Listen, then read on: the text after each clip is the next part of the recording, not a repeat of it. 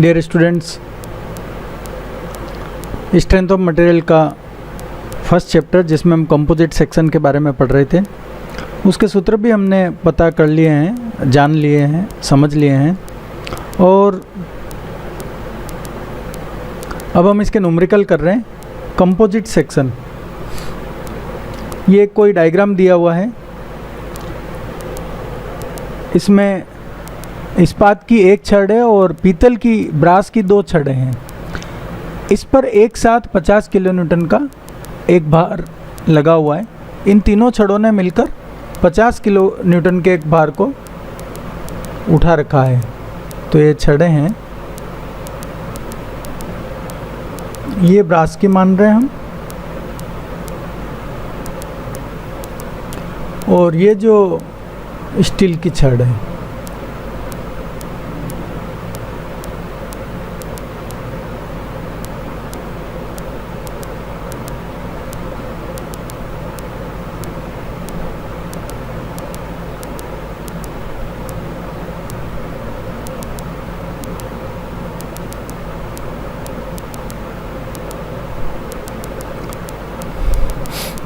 तो अब इसमें क्या चाहिए, पूछा ये है इस्पात की छड़ का अनुप्रस्थ काट क्षेत्रफल 1600 mm²। तो हम ऐसा लिख सकते हैं कि area of steel is 1600 mm² और ब्रास की प्रत्येक छड़ का क्रॉस सेक्शनल एरिया 1000 mm² है। तो area of brass is 1000 mm²। ये एक छड़ का एरिया है। तो छड़ों में उत्पन्न प्रतिबल ज्ञात कीजिए। हमें क्या ज्ञात करना है, स्ट्रेस इन स्टील कितना है और स्ट्रेस इन ब्रास कितना है। हम फोर्स भी निकाल सकते हैं दोनों मटेरियल में, या हम चाहें तो स्ट्रेसेस भी निकाल सकते हैं। और दे रखा है given are the Young's modulus for steel is 2 × 10⁵। तो ये स्टैंडर्ड होता है, आपको पता होना चाहिए कि ये हमने जब भी देखा है। ES इज 2 × 10⁵ न्यूटन पर mm²। यही होता है। और ब्रास के लिए Young's modulus EB is equal to 1 × 10⁵ newton पर mm²। अब ये डाटा दे रखा है और हमें स्ट्रेसेस निकालनी है। इसमें हमें दो क्राइटेरिया काम में लेने हैं कि फोर्स का क्या सिनेरियो है। तो ये जो टोटल फोर्स है P, इसको कौन कौन लेंगे, इसको वहन करेंगे force in brass rod plus force in steel rod. और ब्रास की दो रोड है, तो आप ऐसा समझ लें कि दो रोड मिलकर 2 PB फोर्स लेंगी और एक स्टील की रोड इसमें 1 PB के बराबर फोर्स को बियर करेंगे। तो इसको हम थोड़ा ठीक कर लेते हैं। फोर्स है ये वास्तव में, तो फोर्स हो जाएगा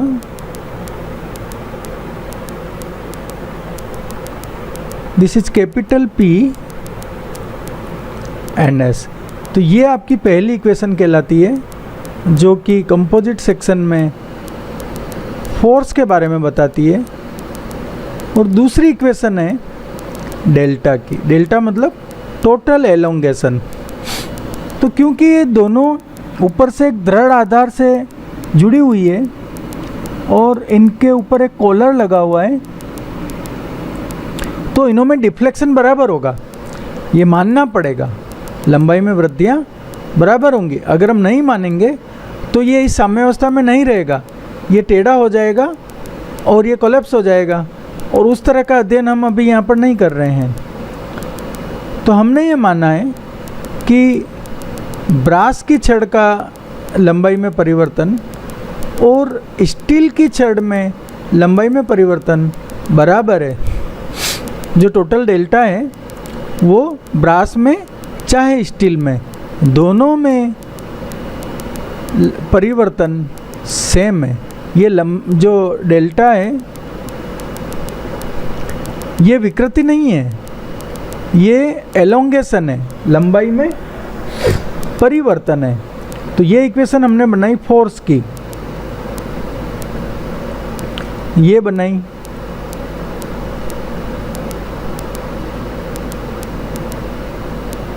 एलोंगेशन की। तो अब हम यहां से शुरू करते हैं। एलोंगेशन की जो इक्वेशन है वहां से हम कैलकुलेशन शुरू करते हैं। तो देखिए कैसा होगा।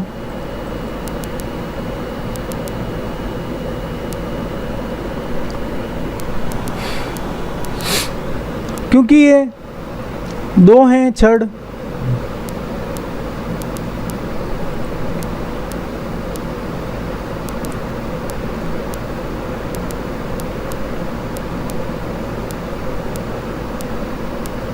हम यहाँ पर लिख रहे हैं डेल्टा का वैल्यू, डेल्टा बराबर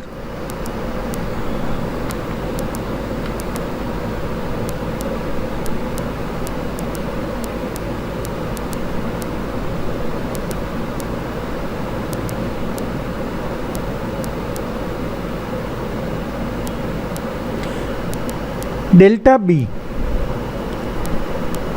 P L upon A E equal to P L ए।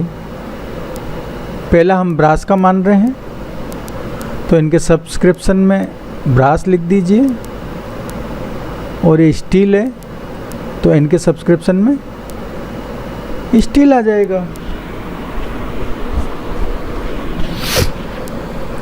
अब जो वैल्यू दे रखी है वो लिख लेते हैं।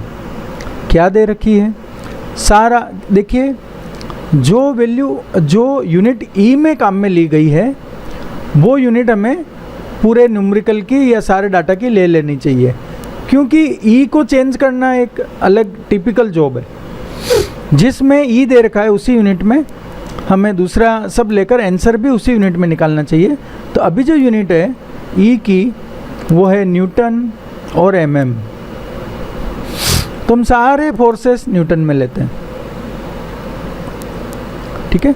तो हमें फोर्स पता नहीं है अभी, पी भी पता नहीं है, तो वो है P B into L.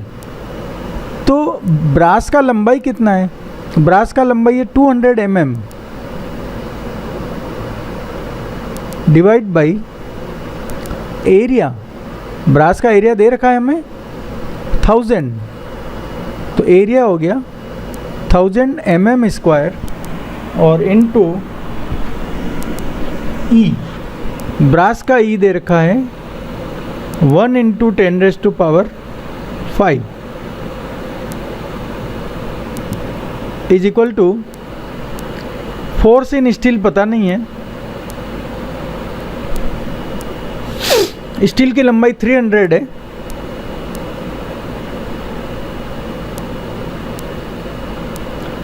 Steel का क्रॉस सेक्शनल एरिया 1600 है,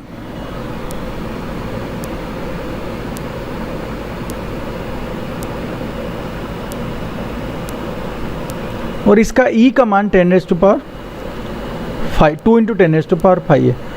तो हम इस इक्वेशन इक्विलिब्रियम को देखें और इसको यदि हम सॉल्व करते हैं, इसको हम सॉल्व करने के लिए एक अलग कलर ले लेते हैं।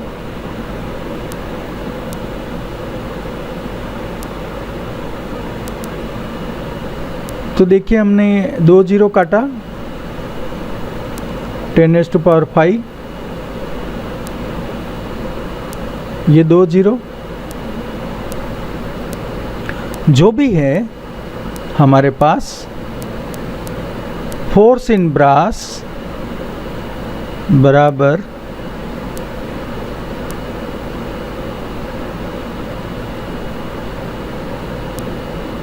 3 into 10 divide by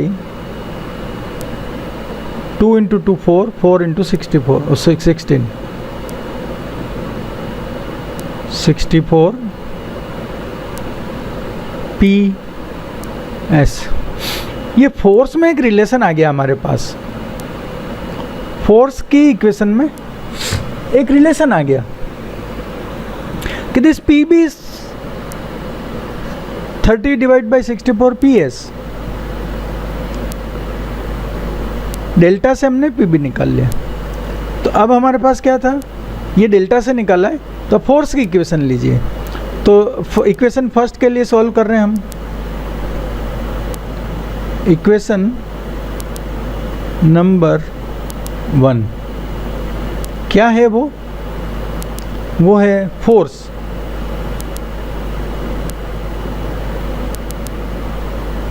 तो फोर्स ले लेते हैं हम। P कितना दिया हुआ है, 50 किलो न्यूटन। तो ये 50 किलो न्यूटन है टोटल,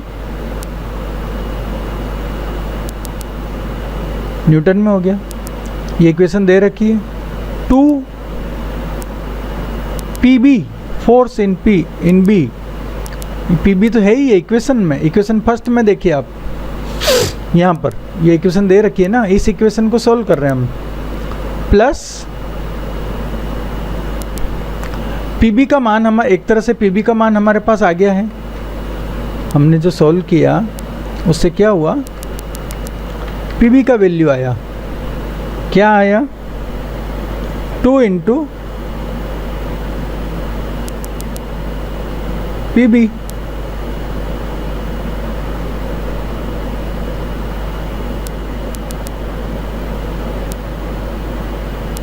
और PB है हमारे पास 30 divide by 64 PS plus PS। तो इसको सॉल्व कर लेते हैं हम।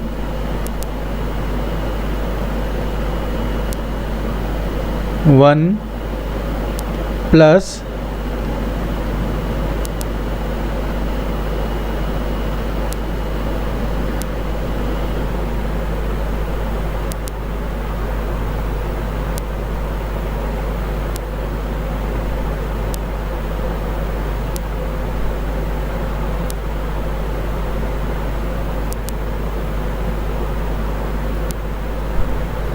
तो क्या हुआ, PS का कोई एक वैल्यू आ गया है।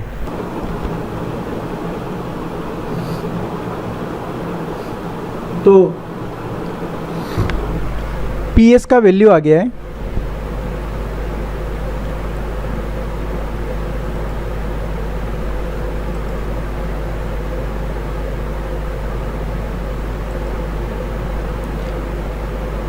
PS का वैल्यू आ गया है 25,806 न्यूटन्स। ये फोर्स है। हमें क्या पूछा है, हमें पूछा है स्ट्रेस, और PB का वैल्यू आया है 12,096। तो PS और PB आ गया फोर्स, हमें चाहिए स्ट्रेसेस। अच्छा, ये जो स्ट्रेस है ये PB, ये एक रोड में, एक छड़ में स्ट्रेस हैं ये। तो हम उसी तरह से इसमें पूरे में दोनों में स्ट्रेसेस निकाल लेते हैं। तो स्ट्रेस निकालते हैं हम। स्ट्रेस है, stress in steel is equal to force divide by area of steel. तो फोर्स इन स्टील कितना है, 25,806।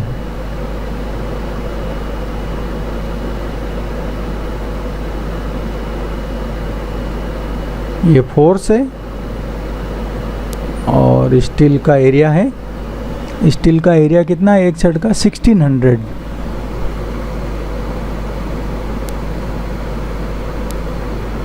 तो इस तरह से स्ट्रेसेस आएंगी वो समथिंग न्यूटन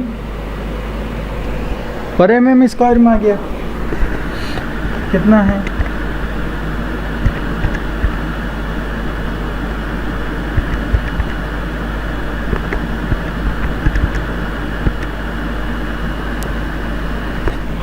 तो ये वैल्यू है 16.13 16.13 न्यूटन पर mm स्क्वायर स्ट्रेसेस इन स्टील। अब इसी तरह से हम स्ट्रेसेस इन ब्रास निकाल लेते हैं, तो वो क्या होगा?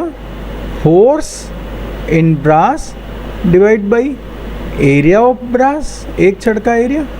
और ये जो फोर्स आया मैंने बोला था अभी, एक छड़ में फोर्स है ये, तो एक छड़ में फोर्स है 12,096.7 और एक छड़ का एरिया है 1000।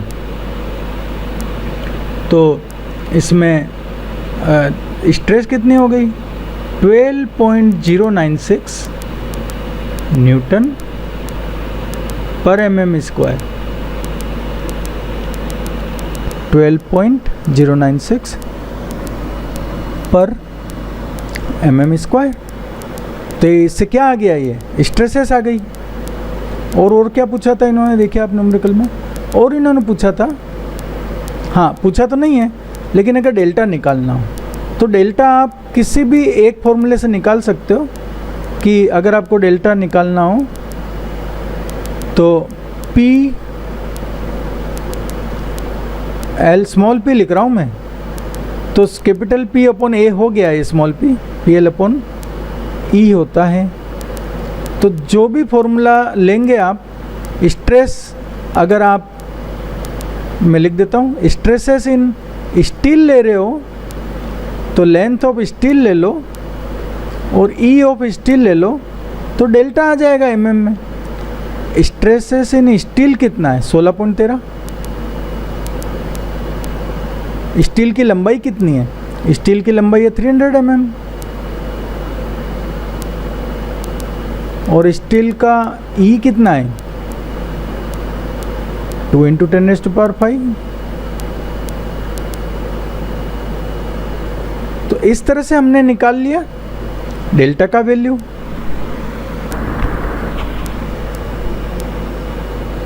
तो इस तरह से डेल्टा का वैल्यू आया है 0.0242।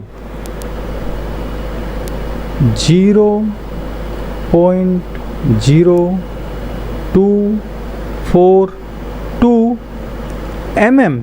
देखिए स्टूडेंट्स, ये वैल्यू वास्तव में बहुत छोटी ही आएगी, क्योंकि आम दिनों में जब हम इस तरह की कोई प्रैक्टिकल देखते हैं जिसमें फोर्स लग रहा है, तो डेल्टा का मान आता है, विरूपण होता है उसमें, लेकिन वो नज़र नहीं आता है क्योंकि बहुत कम वैल्यू है। तो इसलिए ये सैद्धांतिक रूप से वैल्यू सही है, और लेकिन वास्तव में बहुत कम वैल्यू होती है। तो इस बात का ध्यान रखना चाहिए कि आंसर आएंगे डेल्टा के ये बहुत छोटे आएंगे, ठीक है ना। तो हमें पूछा गया था PS स्ट्रेसेस इन स्टील, ये आ गया 13.6 न्यूटन पर mm स्क्वायर। PB पूछा गया था 12.96 न्यूटन पर mm स्क्वायर, और डेल्टा नहीं पूछा है लेकिन हमने बता दिया। दोनों में सेम होगा डेल्टा का वैल्यू 0.0242 mm। और एक हमने यहाँ पर फोर्स निकाला था, और दोनों में स्टील में और ब्रास में फोर्स भी निकाला था। तो स्टूडेंट्स, ये आपका सवाल है कंपोजिट सेक्शन का। BTR के राजस्थान के बोर्ड के एग्ज़ाम में बहुत बार आया हुआ है सवाल इस तरह का, इम्पोर्टेंट है कंपोजिट सेक्शन में। और इसकी जो इक्वेशंस हैं वो force is equal to P1 + P2 और delta is equal to delta 1 is equal to delta 2, delta बराबर है जिसमें, ठीक है। तो ये पूरा एक स्क्रीन में आप अगर चाहें तो ये हमारे पास न्यूमेरिकल आया। तो ये हम एक कंपोजिट सेक्शन का न्यूमेरिकल किया है हमने, और भी हम न्यूमेरिकल करेंगे। तो मैं इसमें ये बताना चाह रहा था कि क्या फ़र्क है। दूसरा फ़र्क ये होता है कि हमारे पास कोई और सेक्शन होता है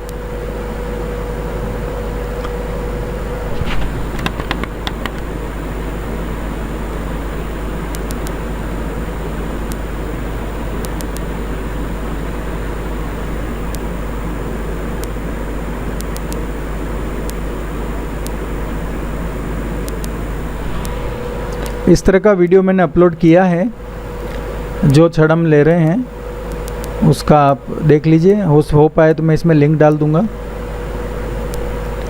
ये कंपोजिट सेक्शन है ये।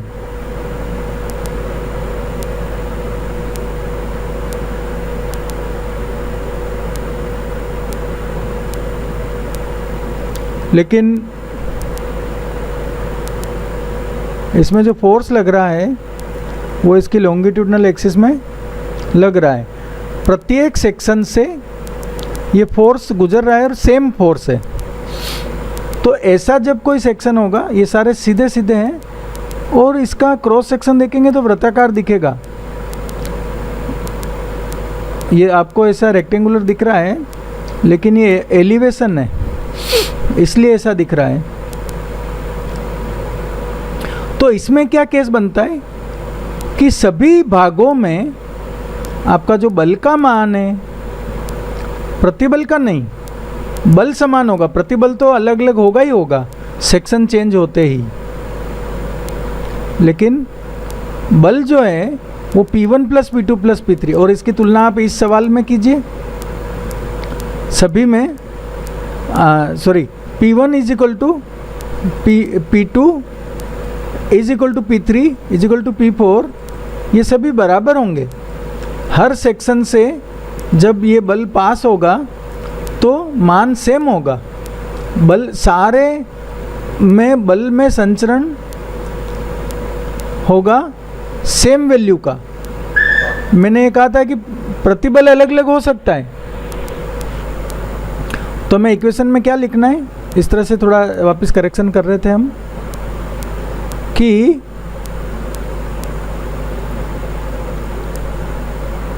P1 प्रत्येक भाग में P के बराबर है, P2 लो चाहे P3 हो चाहे P4 हो। ये आदत है प्लस लिखने की, तो आप भी देखिए, ध्यान रखिए। एंड सो ऑन, है ना। लेकिन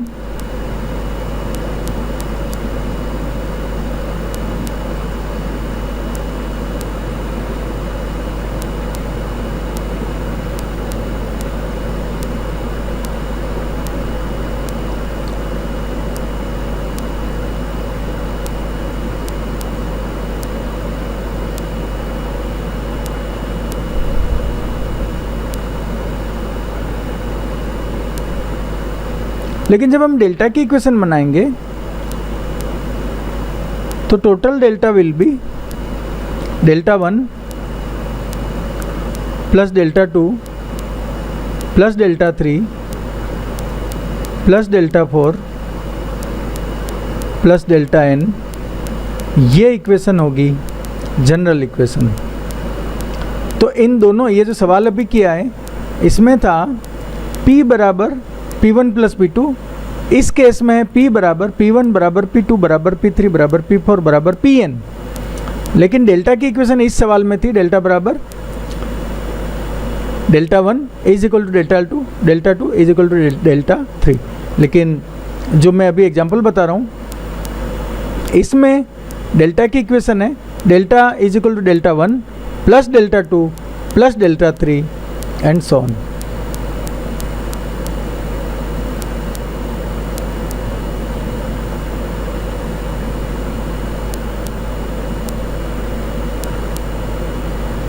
तो इस तरह से सवाल पूरा होता है। मैंने इसको इतना आराम से इसलिए बताया कि हमारे कंसेप्ट थोड़े क्लियर हो जाए, सही हो जाए। ये कोई भी कंपोजिट सवाल सेक्शन के सवाल करेंगे तो इस तरह से हमें इसको देखकर करना है, ठीक है। तो आगे हम और भी सवाल लेकर इसको और करेंगे पूरा।